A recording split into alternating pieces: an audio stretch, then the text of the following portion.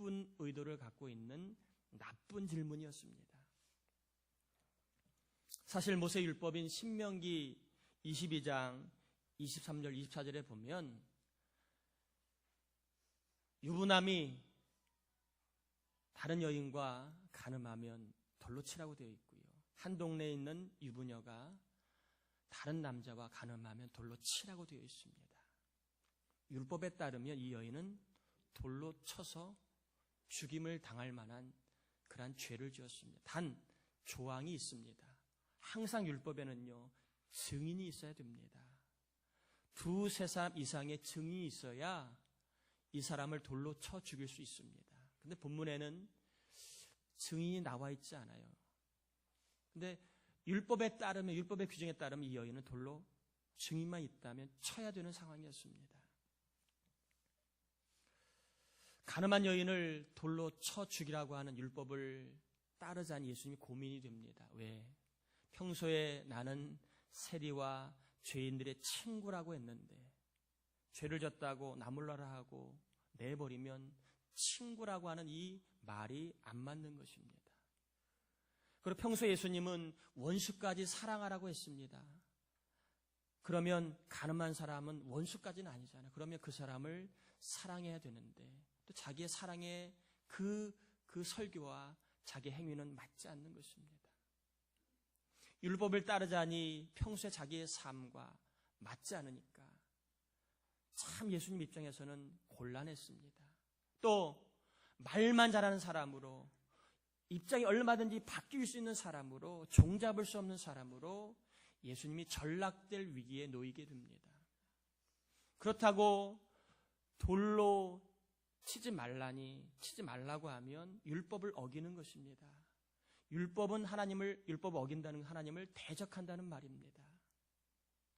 그래서 돌로 치자니 자기의 삶, 설교와 맞지 않고, 율법을 치지 말라고 하면 하나님께 대적하는 일이 되고, 그 사이를 교묘하게 누가 정치적으로 파워가 있는 서기관과 바리새인들이 예수님을 고발하려고 이렇게 난처한 질문에 빠뜨리게 한 것입니다. 그런데 이러한 바리새인과 서기관들을 향해서 예수님이 역으로 질문을 하지요. 똑똑한 사람은 질문을 잘하는 사람이래요. 설득력 있는 사람은 질문을 잘하는 사람이랍니다. 예수님이 뭐라고 질문하십니까? 바리새인과 서기관들이 역으로 묻습니다. 7절 한번 보실까요? 7절에 이렇게 되어 있습니다. 이에 너희 중에 어떤 사람이 죄 없는 자가 뭐라고요? 먼저 돌로 치라. 참 예수님도 기가 막힌 대답을 한 것입니다. 돌로 치라는 거예요, 말라는 거예요? 치라는 거예요. 그럼 율법을 지키는 거예요. 그런데 단 조항이 있지요. 죄 없는 자가 돌로 치라. 그러면 서기관과 바리새인들은 죄가 없다고 할 수 있을까요? 예수님의 이 짧은 대답에는요, 다중적인 포석이 깔려 있는 거예요. 율법도 지키고, 사랑의 설교를 했던 자기의 삶도, 설교도 충족시키고, 더 나아가 영적인 진리를 눈이 먼 서기관과 바리새인들에게 깨닫게 해주려고 하는 진리를 전하는 기회로 삼아 이렇게 7절에 말씀하고 있는 것입니다. 다중적인 포석이 깔린 답이었습니다. 아주 명쾌한 답이었습니다. 저는 이 본문의 의미를 좀 간단하게 살펴봤습니다. 우리 중에는 간음한 사람이 있을 수 없을지는 잘 모르지만 이 본문이 주는 좀 교훈을 전하려고 합니다. 하나님이 이 본문을 통하여 우리에게 주시는 교훈이 무엇인가? 두 가지를 좀 살펴보려고 하는데, 하나는요, 따라해 볼까요? 예수님처럼 다시의 인생을 살자. 사람들은요, 예수님이 자신들에게 도움이 되면 가까이 했고, 도움이 되지 않으면 솔깃 말로 약발이 떨어지면 떠나갔습니다. 그리고 심지어는 떠나간 것뿐만 아니라 예수님을 죽이려고까지 했습니다. 죄를 짓지 않았는데도 죄를 자꾸 묻는 거예요. 이렇듯 예수님 주위에는요, 예수님의 진심을 알아주는 사람이 많지 않았습니다. 그리고 구원자로서 예수님의 사역을 이해해 주거나 그 사역에 동역해 주는 사람이 많지 않았습니다. 지칠 법도 하고 원망할 법도 하고 낙심할 법도 하고 포기할 법도 한데 예수님은 어떤 인생을 살아가시는가? 2절에 나와 있는데 2절 한번 다시 한번 같이 봉독합시다. 아침에 다시 성전으로 들어오시니 백성이 다 나오는지라 앉으사 그들을 가르치시더니 예수님은요 자기를 떠났던 사람들에게 다시 갔습니다. 하나님의 말씀 이해하지 못한 사람에게 다시 갔습니다. 자기를 죽이려고 하는 사람에게 다시 갔습니다. 예수님의 인생은 다시의 인생임을 말씀해주고 있습니다. 이 다시라고 하는 헬라어는요 팔린이라고 하는 뜻입니다. 이 팔린은 어떤 뜻이냐면 again, 한 번 더라고 하는 의미가 있습니다. 한 번 더. 예수님은 성전에 들어가셨는데 어떻게 한 번 더 가셨다는 거예요. 사람을 보면 가고 싶지 않고 그리고 일을 보면 가고 싶지 않지만 한 번 더 가셨다는 거예요. 또 성전에서 한 번 더 가르치셨다는 것입니다. 오해하고 이해하지 않고 딴소리해도 예수님은 한 번 더 가르치셨다는 거예요. 예수님은요 사람을 한 번 더 만났습니다. 나를 알아주지 않아도 내 말을 몰라줘도 내 진심을 몰라줘도 예수님은 다시 갔다는 거예요. 한 번 더 사람을 만났다는 것입니다.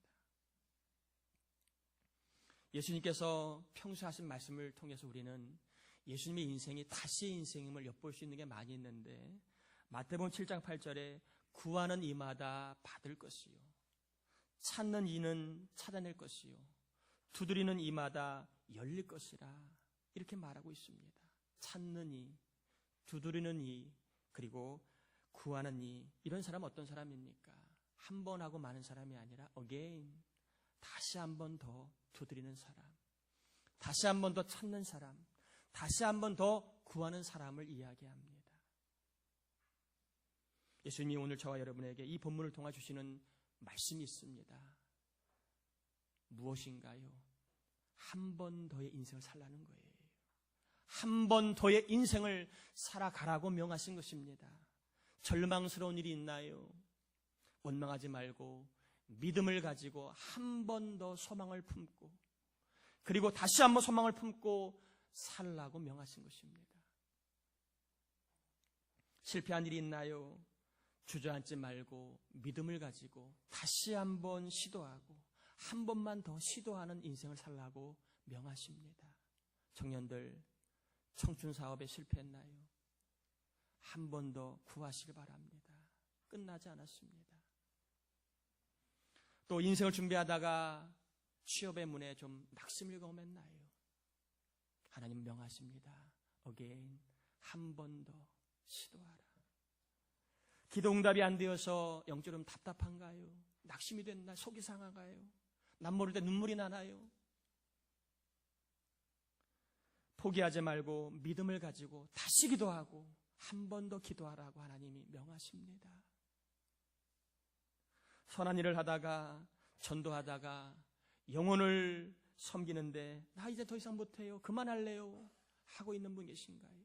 내 형편과 여건과 내 능력으로는 힘이 들어 나 못하겠습니다 하는 분 계신가요? 예수님이 말씀하십니다. 다시 한 번 더 인생을 살라고 한 번 더 찾아가고 한 번 더 섬기고 한 번 더 영혼을 사랑하라고 명하십니다. 예수님처럼 다시의 인생, 어게인의 인생, 믿음을 가지고 한 번 더 하는 인생을 살 수 있기를 주님의 이름으로 축복합니다. 부모 노릇 못하겠나요? 믿음을 가지고 한 번 더 하시기 바랍니다. 남편 노릇, 아내 노릇 못하겠나요? 심지어 자식 노릇 못하겠나요? 믿음을 가지고 한 번 더 해보시기 바랍니다. 그러다가 금맥이 아니라 믿음의 맥, 헌신의 맥, 기도의 맥을 발견하여 하늘의 복이 쌓여가는 삶이 되기를 예수님의 이름으로 축복합니다. 우리 옆 사람에게 한번 축복하며 우리 이야기합시다. 우리 한 번 더 시도합시다. 한 번만 더 할까요? 어게인의 인생을 삽시다. 죄송합니다. 꼬부랑 글을 써서. 두 번째, 하나님이 오늘 본문을 통해 우리에게 주시는 말씀은요, 따라해 볼까요? 좀 길어요. 잘 들으셔야 합니다. 무죄 판결의 은혜를 거룩한 삶으로 갚자. 오늘 본문을 통해 주시는 두 번째 교훈은요, 무죄 판결의 은혜를 받았다면 그 은혜를 거룩한 삶으로 갚자라고 하는 것입니다. 예수님이 바리새인과 서기관들에게 물으신 질문의 요지가 뭡니까? 정말 너희들은 죄가 없느냐? 너희들은 정말 죄 용서를 받았느냐? 너희들은 하나님 앞에 죄 없는 의인으로 인정을 받았느냐 하는 물음을 던지십니다. 이 질문은요, 그들에게만이 아니라 오늘 우리에게도 던지는 질문입니다. 나는 과연 죄 없는 사람인가? 나는 과연 하나님 앞에 죄 없다 인정을 받았는가? 나는 하나님 앞에 의인이라고 인정받고 살아가고 있는가? 여러분 정말 의인이신가요? 라고 물으면 속으로 헷갈릴 것입니다. 듣기로는 의인인데 삶을 보면 의인이 아니에요. 의인인 것 같기도 하고 아닌 것 같기도 하고.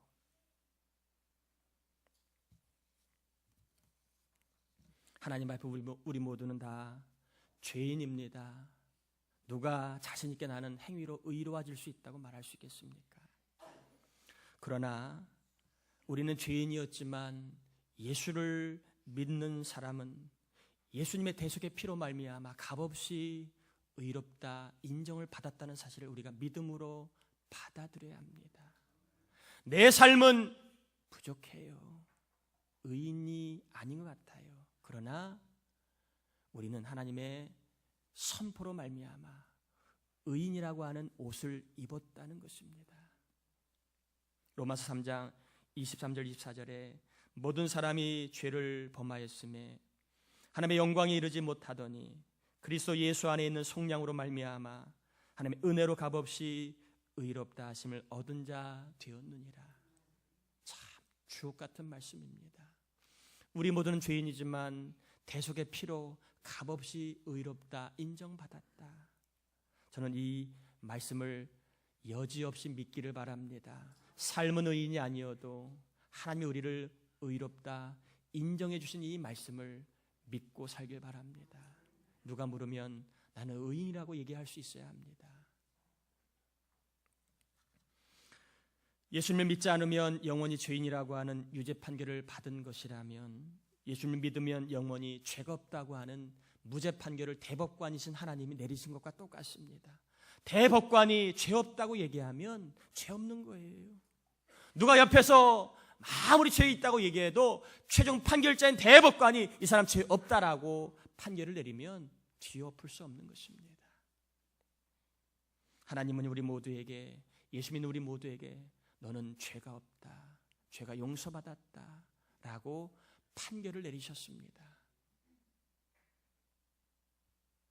로마서 8장 1절 2절에 그러므로 이제 그리스도 예수 안에 있는 자에게는 결코 정죄함이 없나. 이 정죄함이라고 하는 말은요, 물증을 가지고 유죄 판결을 내린 걸 말합니다. 심증이 아니에요. 확실한 죄의 물증이 있었기 때문에 유죄 판결을 내린 것을 정죄라고 얘기합니다. 근데 정죄함이 없다는 말은 뭘까요? 죄가 없다라고 판결을 받았다는 거예요. 무죄 판결을 이야기합니다. 정죄함이 없난 이는 그리스도 예수 안에 생명의 성령의 법이 죄와 사망의 법에서 누구를? 예수 믿는 나를 해방하였습니다. 막 교도소에서 가석방이 되어 집으로 돌아갈 준비를 하고 있는 한 남자가 있었습니다. 이 사람은 7년 동안 수감되어 있었는데 가족에게 단 한 통의 편지도 차마 쓸 수가 없었습니다. 왜냐하면 훌륭하고 그리고 착한 아내에게 이 사람은 너무나 모진 일을 했습니다. 도저히 지울 수 없는 아픔과 상처를 남기고 말았습니다. 이 사람은 술주정하다가 사람을 해쳤습니다. 그리고 그 이 사건으로 말미암아 아내를 고생의 길로 이끌었습니다. 자녀들을 애비 없는 자식으로 서러움 가운데 자라게 했습니다. 착한 아내를 고생한 남편, 자기 자신, 자식들에게 아버지의 도리를 못한 죄스러운 마음 때문에 이 남자는 편지를 쓰지를 못했습니다. 그런데 가석방이 결정되던 날 용기를 내어서 몇 자를 적습니다. 이렇게 편지를 씁니다. 여보, 당신에게는 정말 미안하구려. 그저 당신의 용서만을 내가 바랄 뿐이요. 만일 나를 용서하고 받아들일 생각이라면 마을 입구에 커다란 참나무에 노란 손수건을 메어두시오. 그것을 용서의 표시로 알겠소. 편지를 보내긴 했지만 이 남편의 마음은 씁쓸했습니다. 자기의 과오가 너무 크기 때문에 아내가 어떠한 반응을 할지 예견할 수 있었기 때문에 그렇습니다. 버스를 타고 고향으로 갑니다. 마음이 참 만감이 교차하지요. 과연 있을까? 소수건 있을까 없을까? 아니, 없을 거야. 그럼 난 어떻게 살지? 어디로 가야 할지 여러 가지 많은 생각 속에 드디어 버스가 고향역에 내렸습니다. 멍하니 참나무를 바라보는데 이 남편이 깜짝 놀라가지고 그 참나무를 다시 한번 쳐다봤으면 이게 정말 맞는가? 이 참나무에는요 가지마다 뭐가 매어 달려 있었을까요? 가지마다 노란 손수건이 주렁주렁 매달려 있는 것이었습니다. 온통 노란 손수건으로 둘러있는 가지를 바라보는 순간 이 남편은 그만 눈물을 싹 쏟고 자기의 죄를 묻지 않고 자기의 삶을 덮어주고 자기에게 자기를 받아준 아내가 너무 고마워서 이 남편은 그걸 보고 한없이 울었답니다. 제가 거기에 글에다가 PS를 달면 이런 거지요. 나를 용서해준 아내에게 내가 어떻게 살까? 나의 잘못을 받아준, 덮어준 아내를 행복하게 하도록 내가 어떻게 살까? 이런 생각을 갖지 않았겠습니까? 노란 손수건이 하나가 아니고 가지마다 매여 있는 걸 보고 나 같은 사람을 품어준 아내, 나 같은 사람을 받아준 아내, 나 같은 큰 잘못을, 상처를 준 나를 이해해준 아내를 보는 순간에 이 남편이 어떤 삶을 다짐했겠어? 그래, 나 또 한 번 잘못할 거야. 그래, 나 한번 내 멋대로 한번 살아볼 거야. 그렇게 마음 먹겠습니까? 예수님이 가늠한 여인에게 너는 죄가 없다라고 하는 판결을 내리시면서 뭐라고 말씀하셨습니까? 11절에 이렇게 얘기합니다. 예수께서 이르시되 나도 너를 정죄하지 아니하노니 가서 다시는 뭐를 범하지 말라고요? 죄를 범하지 말라. 그럼 이 여인이 또다시 간음죄를 지을까요? 사람이라면 그러지 않겠지요. 은혜를 알았다면 그러진 않겠지요. 무죄 판결을 받았으니 너는 이제 앞으로 죄 짓지 말라는 말은 뭐겠습니까? 거룩한 삶을 살아서 너에게 은혜를 베푸신 하나님 은혜에 보답하며 살라, 그런 말 아니겠습니까? 하나님은 저와 여러분에게 명하십니다. 예수님의 보혈로 무죄 판결을 받았다면 이제부터는 거룩한 삶을 좀 살아가지 않으렴? 믿지 않는 자와 좀 구별된 삶을 살지 않으렴? 그래서 나의 은혜를 좀 갚아보지 않으렴? 이렇게 명하십니다. 여러분, 거룩한 삶은 특별한 것이 아닙니다. 대단한 것도 아닙니다. 거룩한 삶은 신비스러운 것도 결코 아닙니다. 여러분, 거룩한 삶은요, 하나님께서 양심을 통해 주시는 소리에 여러분 귀를 기울이는 것입니다. 9절에 보면 이렇게 되어 있습니다. 9절에 보면 그들이 이 말씀을 듣고 뭐의 가책을 느꼈다고요? 양심의 가책을 느꼈다. 어떤 신학자는 양심은 제2의 성경이라고 이야기하는 분이 있습니다. 본래 우리의 양심은요, 성경과 같은 기능을 하게 되어 있습니다. 옳고 그름을 분별하고 선한 삶을 살 수 있도록 하나님 우리의 양심을 주신 것입니다. 그런데 양심 뭐가 나기 시작하지요? 털이 나기 시작합니다. 양심에 털이 많이 났습니다. 타락한 순간부터 양심에 털이 나가지고 양심이 고장났습니다. 망가졌습니다. 선하고 하나님 기뻐하시는 삶을 위해 기능해야 되는데 범죄한 양심은 영혼의 양심을 고장내켰습니다. 그래서 죄 짓는 일에, 악한 일에, 그런 일에 오히려 더 기능하게 만들었습니다. 그래서 어거스틴은 타락한 사람은 어떻게 됐느냐, 선할 의지는 최소화되고 악한 의지는 극대화되었다고 얘기합니다. 고장난 양심, 타락한 양심, 망가진 양심을 가지고는 우리는 하나님을 기쁘시게 할 수 있는 삶을 어느 누구도 살 수 없게 되었습니다. 그런데 이 양심이요, 뭐라고 얘기합니까? 바울은 타락한 양심, 고장난 양심을 화인 맞은 양심이라고 얘기합니다. 디모데전서 4장 2절에 자기 양심이 화인을 맞아서 외식함으로 거짓말하는 자들이라. 여기서 화인이라고 하는 것은 불도장을 이야기합니다. 예를 들면 여러분, 노예에게 옛날에는 불을 달궈서 몸에 인을 찍지 않습니까? 소유라고 하는, 영원히 너는 내 소유라고 하는 의미 아니겠습니까? 그러니까 화인 맞은 양심이라고 하는 건 무슨 뜻이냐 하면, 양심이 누구의 것이 되었다는 거예요? 하나님의 것이 아니라 마귀의 것이 되었다는 거예요. 그리고 사단의 것이 되었기 때문에 그 양심은 이제 어떻게 된다고요? 양심은 외식함으로, 타락하는 일에 오히려 잘 기능하게 되어버렸다는 것입니다. 그런데 이 양심이요, 예수를 믿는 순간에 회복이 됩니다. 하나님 회복을 시켜주십니다. 그래서 다시 한번 본래 기능대로 선한 일에, 하나님을 기쁘시게 하는 일에, 그리고 옳은 일에, 복된 일을 행할 수 있도록 양심이 회복이 되게 되어 있습니다.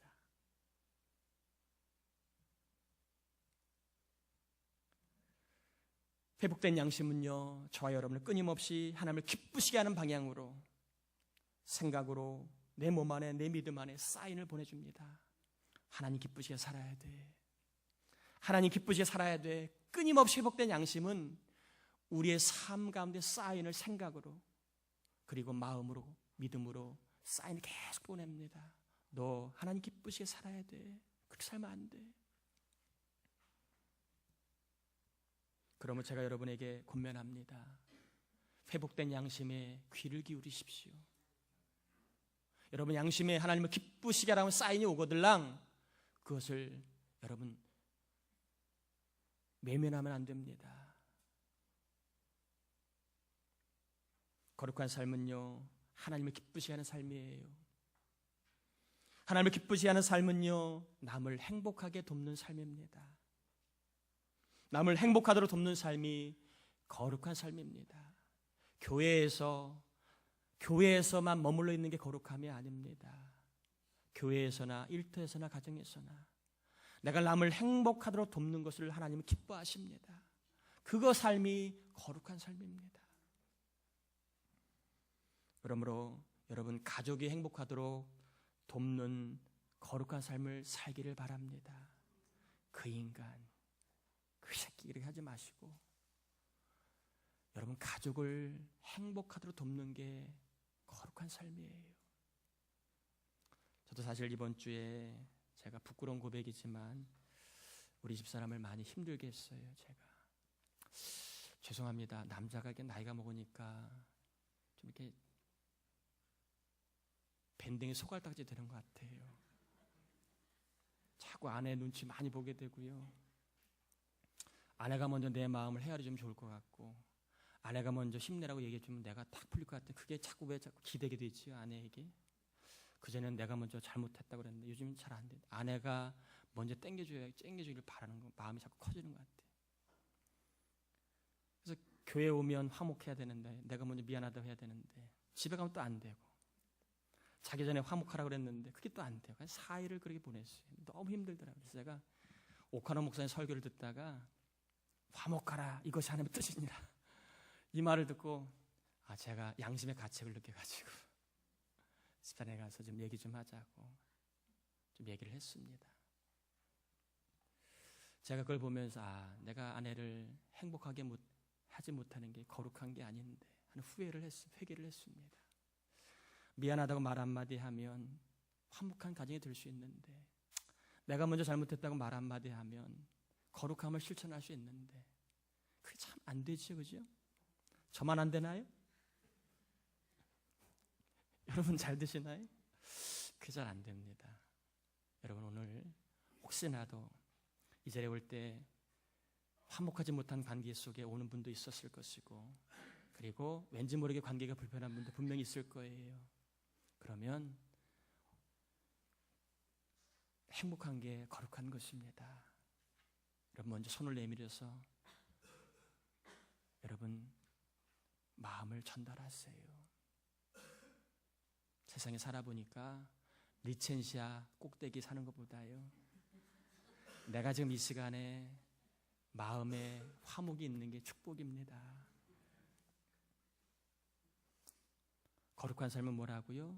남을 행복하게 하는 삶인데, 가족에게 꼭 듣고 너들라고 하는 얘기 하지 마시고 여러분이 먼저 한번 실천해 보세요. 목장 식구가 행복하도록 돕는 게 거룩한 거예요. 직장 동료가 이웃이 행복하도록 돕는 게 거룩한 삶입니다. 양심이 회복되면요, 자꾸 남을 행복하도록 돕는 거룩한 삶의 사인을 보냅니다. 너 그러면 안 돼. 남을 도와야 돼. 아내를 행복하게 해야 돼. 자식을 행복하게 해야 돼. 교우들을 행복하게 해야 돼. 사인을 보냅니다. 남을 행복하도록 도우려고 하는 관심을 갖고 여러분 거룩한 삶의 길을 떠나가 보시길 바랍니다. 말씀을 정리합니다. 이 시간 하나님 저와 여러분에게 주시는 음성이 있을 거예요. 내가 다시 한번 믿음을 가지고 시도하기 원하시는구나. 내가 포기하고 싶은 그 일, 내가 그만두고 싶은 그 일, 하나님이 어게인의 인생을 살라고 명하신다는 거 기억하시고, 또 거룩함으로 은혜에 보답하십시오. 거룩함은 별난 거 아니에요. 남이 나 때문에 행복하도록 내가 돕는 것입니다. 내가 아내가 행복하도록 돕는가, 내가 우리 교우들 행복하도록 돕는가, 내가 내 자녀를 행복하도록 돕는가 생각해 보시면서 저와 여러분이 거룩한 삶으로 은혜를 갚는 귀한 삶을 살 수 있기를, 그리하여 그러한 삶을 살다가 하늘의 복이, 또 하나님의 그 거룩한 통치의 경험이 우리의 삶에 충만하기를 예수님의 이름으로 축원합니다.